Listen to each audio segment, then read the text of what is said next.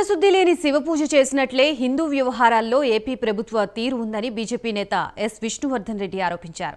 సింహాచలం అప్పన్న చందనోత్సవ ఏర్పాట్లు చేయడంలో ప్రభుత్వం విఫలమైందని విమర్శించారు. ప్రణాళికారహితంగా చందనోత్సవాన్ని నిర్వహించారని ఆగ్రహం వ్యక్తం చేశారు. భక్తుల ద్వారా ఆలయానికి వస్తున్న ఆదాయం ఏమవుతుందని ప్రశ్నించారు. అధికారులు హిందూ పండుగలకు సంబంధించినటువంటి లేదా పవిత్ర ఉత్సవాలకు సంబంధించిన విషయంలో ప్రతి సందర్భంలో కూడా అనేక రకాలైనటువంటి తప్పుల మీద తప్పులు చేయడం జరుగుతుంది.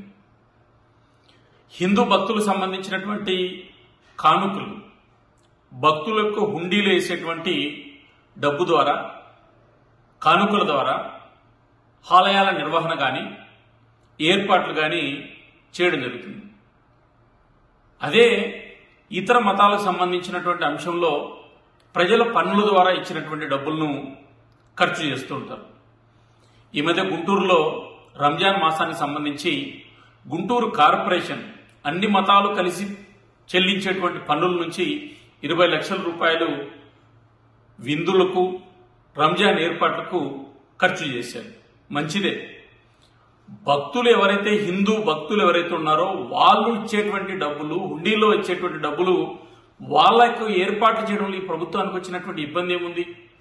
ఈరోజు విశాఖపట్నంలో జరిగినటువంటి అప్పన్న స్వామి చందన ఏర్పాటులో ఈ ప్రభుత్వం ఖచ్చితంగా భగవంతుడు అదేవిధంగా భక్తుల యొక్క ఆగ్రహానికి గురికాక తప్పదు. బాధ్యులైనటువంటి వాళ్ళ మీద కఠినమైన చర్యలు చేపట్టాలి. తక్షణ దీని మీద రాష్ట్ర ప్రభుత్వం ఒక విచారణ కమిటీ ఏర్పాటు చేయాలి.